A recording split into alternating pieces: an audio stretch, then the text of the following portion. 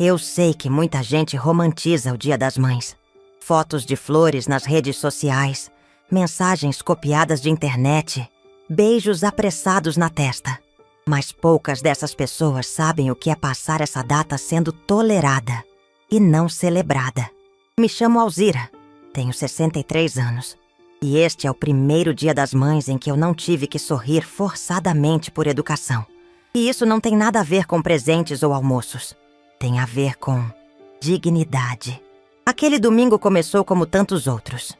Eu acordei cedo, arrumei o cabelo com o mesmo cuidado que fazia nos batizados dos meus filhos, escolhi meu vestido lilás, aquele que meu neto disse, uma vez que me deixava com cara de vó feliz, e levei um doce que passei a madrugada fazendo. Torta de coco com leite condensado, a preferida do Felipe, meu filho mais velho. A casa dele ficava num bairro novo, bonito, desses com jardim vertical e vizinhos silenciosos. A fachada moderna contrastava com o que eu sentia toda vez que tocava a campainha.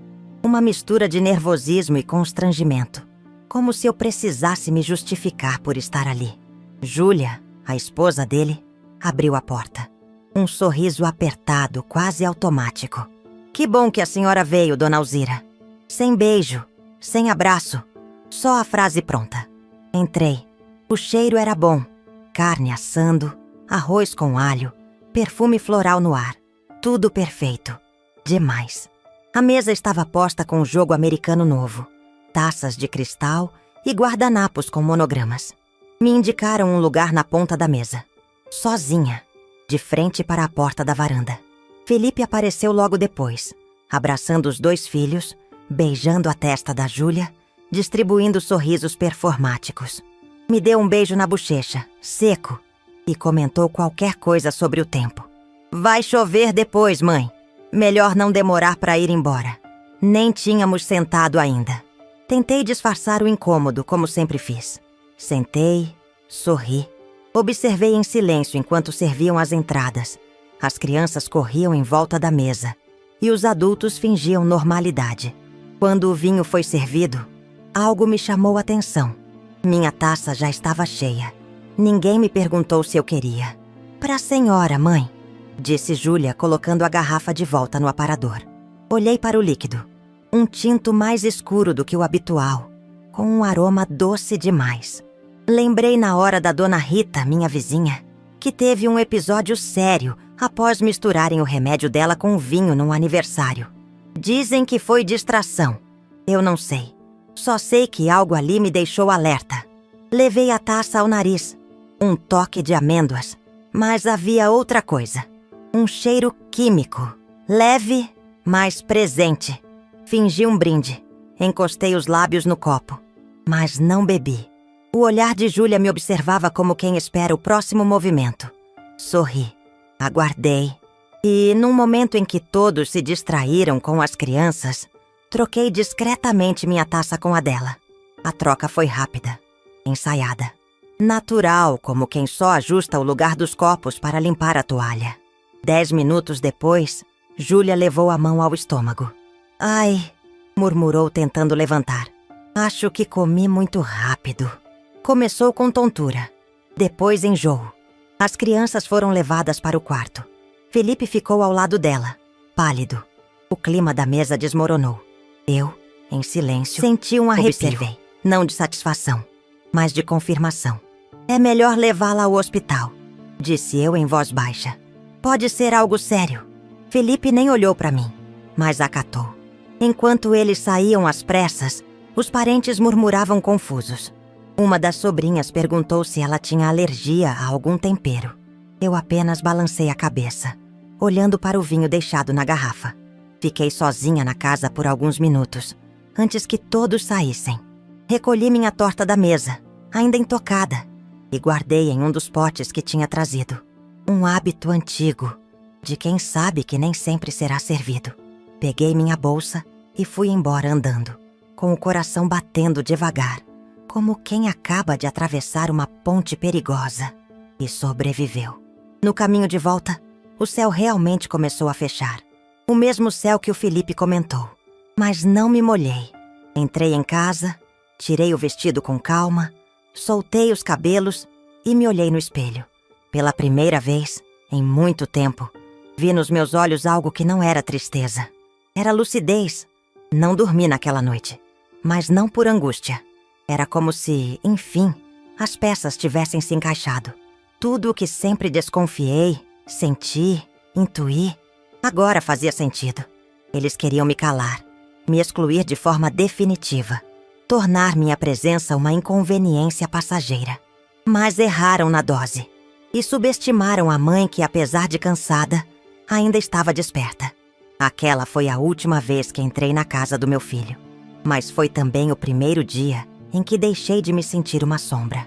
Naquela noite em claro, enquanto ouvia o barulho da chuva fina batendo na janela, mergulhei num tipo de silêncio diferente.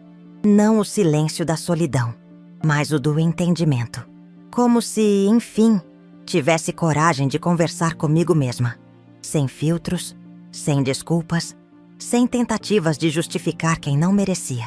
Deitei no sofá da sala com uma manta antiga feita pela minha mãe. A mesma que usei nos primeiros meses de vida do Felipe. Lembro perfeitamente do dia em que voltei do hospital com ele nos braços. Era uma terça-feira. O céu estava azul. E eu chorava de felicidade e medo. Tinha apenas 23 anos. Uma aliança fina no dedo. E o mundo inteiro nas costas. Durante anos, Felipe foi meu sol. Acordava ao primeiro suspiro dele. Fazia papinhas com os legumes mais frescos. Bordava nomes em toalhas. Contava histórias até minha voz falhar. E quando ele teve aquela febre alta aos 3 anos, eu passei 2 dias acordada, com os olhos ardendo, segurando a mãozinha suada dele no hospital. Ele melhorou. Eu nunca me recuperei do susto. Essas coisas a gente não conta. Só sente. Os anos passaram. Vieram a escola, os aniversários, os amigos, a adolescência. Vieram também os silêncios. Pequenos no início, como portas fechadas demais, respostas curtas demais, olhares desviados. "Tá tudo bem, mãe", ele dizia. Mas já não era mais mãezinha, como antes. Nem minha rainha, como dizia nas cartinhas da infância. Era só mãe, como se fosse um título funcional, um papel. Com a chegada da Júlia, tudo piorou. Não posso dizer que ela foi rude. Isso seria fácil demais. Ela foi cordial, educada e fria. Daquelas pessoas que sorriem com os lábios, mas nunca com os olhos. Desde o início percebi que ela queria distância. E Felipe se moldou. Lembro do dia em que fui ajudar com os preparativos do casamento. Cheguei com sacolas de flores, enfeites simples, ideias de lembrancinhas artesanais. Júlia apenas agradeceu e colocou tudo de lado. No final, nenhuma das minhas sugestões foi usada. Fiquei na fileira do meio na cerimônia. Protocolo, disseram. Depois que se casaram, eu ia até a casa deles levando bolos, roupas passadas, panos de prato bordados. Uma vez levei um porta-retrato com uma foto nossa, tirada na praia, quando Felipe tinha 7 anos. Nunca vi o porta-retrato na casa. Uma semana depois, vi a moldura reciclada no quarto dos fundos, com outra foto dentro. Eles sequer perceberam que deixaram a minha imagem de lado. Tentei me fazer presente. Nas datas comemorativas, nos almoços, nas reuniões escolares dos netos. Mas cada gesto meu parecia um incômodo. Júlia respondia mensagens com emojis. Felipe com "depois te ligo" e nunca ligava. As pequenas rejeições viraram rotina. Eu levava comida e era colocada direto na geladeira, sem nem abrirem. Dava presentes e ouvia "não precisava". 1 ano. Esqueci o aniversário da Júlia por distração. Ela nunca mais me chamou de Dona Alzira. Virou apenas ela nas conversas. Ainda assim, eu persistia. Porque mãe insiste, não é? Mãe tenta. Mãe espera. E espera. Até que um dia, cansa. A gota d'água veio no aniversário do meu neto mais novo. Levei um brinquedo educativo feito de madeira que encomendei de um artesão. Quando cheguei, vi um presente igual. Mais moderno, eletrônico, com som. Embrulhado ao lado do meu. O meu nem foi aberto na hora. Fiquei ali, sentada, sorrindo para ninguém. Na volta para casa, parei no semáforo e chorei dentro do carro. Não porque não abriram o presente, mas porque percebi que eu já era presença decorativa na vida deles. Uma figurante que entra em cena apenas por educação. Naquela noite do Dia das Mães, quando Júlia passou mal, algo se quebrou. Mas olhando agora, talvez não tenha sido um rompimento, e sim uma libertação. Uma última peça sendo retirada da parede que eles mesmos ergueram ao meu redor. Com o tempo, entendi que minha ausência não seria notada como eu temia. E talvez isso fosse o pior de tudo. Eles nem perceberiam se eu sumisse. Mas o que eles não sabiam é que eu ainda tinha forças. E que, por mais invisível que me tratassem, eu jamais deixaria de me enxergar. Revi os álbuns de família naquela madrugada. Uma foto me parou. Felipe pequeno, dormindo no meu colo. E eu, exausta, mas sorrindo. Atrás de nós, a parede rachada da casa antiga. Aquilo ali era amor, era entrega, era vida real. Guardei a foto na bolsa. Não como lembrança, mas como prova. Prova de que eu estive, que eu fui, que eu amei, mesmo sem retorno. A história que começou comigo segurando um bebê pela primeira vez, agora me levava a segurar meu próprio coração machucado com as 2 mãos. E pela primeira vez, eu não pedi colo. Me bastava. Eles construíram muros. Eu estava prestes a abrir a porta. Na segunda-feira seguinte ao almoço, o telefone tocou cedo. Era minha irmã, Ana, a única que ainda perguntava como eu estava. De verdade. Alzira, você tá bem? A voz dela vinha trêmula. A Júlia foi internada. Estão dizendo que teve uma reação grave. Tá um falatório aqui. Fiquei em silêncio por alguns segundos. O coração não disparou. A alma também não. Respirei fundo. Tô bem, Ana. Foi só mais um almoço estranho. Respondi como quem desvia da curva, mas já conhece o caminho. Ela hesitou antes de desligar. Sabia que havia mais por trás. Sempre soube. Mas aprendeu, como eu, que existem dores que a gente não compartilha. Apenas carrega. Até que virem decisão. Na tarde daquele mesmo dia, recebi uma mensagem do Felipe. Precisamos conversar. 2 horas depois, outra. É importante. Não respondi. Fui caminhar. Passei por uma loja de roupas. Entrei, experimentei uma blusa azul marinho e comprei. Sem pensar, sem pedir opinião. Só porque me senti bem dentro dela. Era um gesto pequeno, mas simbólico. Um gesto só meu. Na quarta-feira fui até o hospital. Não para ver Júlia, mas porque fui chamada pela assistente social. Aparentemente havia um desentendimento entre a equipe médica e a família. E queriam que eu esclarecesse a minha versão dos fatos. Na sala, estavam Felipe, Júlia deitada numa maca ao fundo e 2 médicos. Também havia um rapaz com crachá de mediação. Não era julgamento, mas era quase. Dona Alzira, começou o mediador. Estamos tentando entender o que aconteceu no domingo. Há um vídeo que mostra a senhora trocando as taças com a sua nora. Gostaríamos que a senhora explicasse o contexto. Olhei para Felipe. Seus olhos evitaram os meus. Júlia mantinha-se em silêncio, pálida, com um curativo no braço. A imagem dela, frágil, poderia causar piedade. Mas em mim, causava só uma coisa: limite. Eu desconfiei do cheiro da bebida. Era diferente, forte, e ninguém mais tinha sido servido ainda. Disse calmamente. Troquei as taças. Foi um instinto. Um dos médicos se adiantou. A senhora fez muito bem. Detectamos traços de um sedativo controlado na amostra. A dose não era letal, mas suficiente para provocar perda de consciência. Felipe começou a se remexer na cadeira. Suava. Foi um erro, disse, tentando justificar. Era só um calmante leve. Eu só queria que ela ficasse mais tranquila durante o almoço. Ela sempre se envolve demais, fala muito alto, cria climão. Aquelas palavras vieram como lâminas. Não pelo conteúdo, mas pela frieza. Como se eu fosse um problema social a ser moderado. Um ruído a ser abafado. Então era isso que eu me tornei para você, Felipe? Perguntei sem alterar o tom. Um incômodo a ser sedado? Ele se calou. Júlia virou o rosto para o outro lado. Era só para evitar constrangimentos, murmurou ele. A gente não queria que você se sentisse mal. Vocês não queriam que eu me sentisse. Ponto. A sala ficou em silêncio. O mediador pigarreou, tentando reequilibrar. Senhora Alzira, isso pode ter implicações legais. O vídeo, a substância, o local do ocorrido, tudo está sendo registrado. A senhora deseja prestar alguma queixa formal? Olhei para o teto. Por um instante senti o peso de tudo nos ombros. Mas não era vingança que eu carregava. Era clareza. Não quero queixa. Só quero distância. E meus direitos respeitados. E foi aí que algo se acendeu dentro de mim. Algo que vinha se formando devagar, como uma maré subindo sem alarde. Lembrei da escritura da casa, da conversa antiga com meu marido antes dele partir.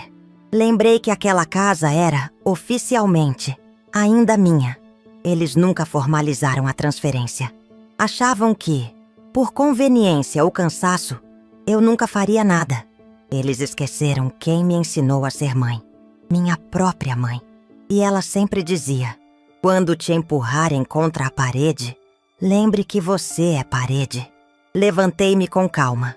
Eu não quero que vocês paguem pelo que fizeram. Quero que aprendam o que é lidar com o silêncio que vocês construíram. E agora, Felipe, esse silêncio vai ecoar. Saí dali sem olhar para trás. Do lado de fora, uma brisa leve batia no rosto. Era como se o mundo, enfim, reconhecesse minha existência. Na noite seguinte procurei meus documentos antigos. Encontrei a escritura. Em meu nome. A casa do Felipe não era dele. Nunca foi. Era minha. Eu apenas deixei que ocupassem o espaço. Por afeto. Por costume. Por cegueira. Enviei tudo ao meu advogado. A mesma blusa azul marinho. Porque naquele dia, eu escolhi mais do que uma roupa. Escolhi a mim mesma. No dia em que entreguei os documentos ao meu advogado, senti algo que há muito não sentia. Firmeza nos pés. Como se, depois de tanto tempo pisando em terreno alheio, finalmente voltasse a andar em solo meu. A escritura estava ali, clara, oficial, em meu nome. A casa que Felipe e Júlia chamavam de nossa, era na verdade um presente que meu marido deixou para mim, antes de partir. Ele insistiu para registrarmos no meu nome. Disse que, se um dia as coisas ficassem difíceis, pelo menos eu teria onde ficar. Nunca achei que precisaria disso para me proteger dos próprios filhos. Meu advogado, um homem calmo e direto, olhou os documentos e depois para mim. A senhora tem todos os direitos, dona Alzira. Isso aqui é sólido. Eles podem contestar, mas será difícil. A casa ainda é sua, disse ele com a certeza que eu precisava ouvir. Não sorri. Não chorei. Apenas respirei fundo. Era como se finalmente tivesse apagado a última vela de um velório longo demais. Na semana seguinte enviei uma notificação extrajudicial, formal, educada, comunicando a retomada do imóvel para fins de reorganização patrimonial. Nada pessoal. Tudo técnico. Eles tinham 30 dias para desocupar o local. Felipe me ligou naquela mesma noite. Não atendi. Deixou uma mensagem de voz. Mãe, o que é isso? A casa? Você tá mesmo fazendo isso? Sim, eu estava. Nos dias seguintes, vieram os telefonemas das tias, dos primos, das amigas da igreja. Alzira, tem certeza? Você não quer conversar antes? E os netos? Todos preocupados, todos chocados. Mas ninguém havia me ligado no dia seguinte ao almoço. Ninguém veio me perguntar como eu estava depois da confissão no hospital. Só agora, com a casa em jogo, é que meu nome reaparecia nos celulares deles. Mas eu não precisava mais justificar nada. Não devia explicações. Não fui movida por vingança. Fui empurrada pela verdade. Eles fizeram uma escolha. Me excluir. Eu apenas aceitei. E devolvi com a mesma medida. Quando os 30 dias se completaram, voltei à casa. Não entrei. Fiquei do lado de fora, observando de longe o caminhão de mudança. Júlia não estava. Felipe saiu 2 vezes com caixas nas mãos, mas nunca olhou para mim. No final, deixou a chave com o síndico. Nenhuma palavra, nenhuma despedida. Entrei depois que eles saíram. A casa estava limpa, organizada e fria. O vazio era visível. As paredes, os móveis, até os quadros pareciam me evitar. Abri uma janela. O sol da tarde iluminou a cozinha. Vi minha antiga forma de pudim ainda guardada no armário. Eles não levaram. Sorri pela primeira vez. Chamei uma empresa de aluguel por temporada. A casa seria cuidada, reformada, alugada, transformada em algo útil. Para mim, não mais para memórias truncadas. Com o dinheiro da primeira locação, fiz algo que planejava há anos. Me matriculei num curso de aquarela. Sempre sonhei em pintar, mas nunca tive tempo. Agora eu tinha. Também comprei um tênis novo. Confortável, bonito. Comecei a caminhar todos os dias pela orla. Conheci outras mulheres da minha idade. Viúvas, divorciadas, independentes. Ríamos das mesmas dores. Falávamos dos mesmos silêncios. Uma tarde sentei num café com vista para o mar. Pedi uma taça de vinho branco. Olhei para o líquido como quem encara um velho inimigo. E brindou consigo mesma. Não pensei mais em Felipe. Nem em Júlia. Nem nos netos. Não com raiva, mas com paz. Porque entendi que há uma diferença entre perdoar e permitir. E que, às vezes, a justiça não vem em forma de grito. Vem em forma de escritura. A casa era só o símbolo. O real espaço que eu havia reconquistado era interno. Um canto dentro de mim, onde ninguém mais podia me calar. E se um dia perguntarem por que fiz o que fiz, direi apenas, porque não fazer teria sido o mesmo que desaparecer. Faz alguns meses que a casa está alugada. Hoje ela abriga turistas. Gente que vem e vai. Gente que não me conhece. Que não sabe do que aconteceu ali. Que apenas se encanta com a varanda ensolarada e os azulejos retrô da cozinha. E eu gosto disso. Gosto de saber que aquele espaço, antes cheio de silêncio denso, agora carrega risos soltos de quem está de passagem.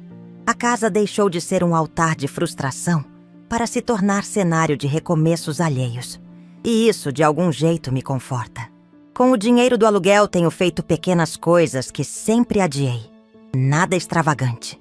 Um curso de culinária italiana, um fim de semana numa pousada em Tiradentes, livros de capa dura comprados sem culpa. Coisas simples, mas cheias de significado. Recentemente voltei a escrever num caderno antigo que achei guardado no armário. Tem a capa desgastada, folhas amareladas e um cheiro que me lembra da época em que ainda escrevia cartas. Cartas que nunca enviei. Agora escrevo só pra mim.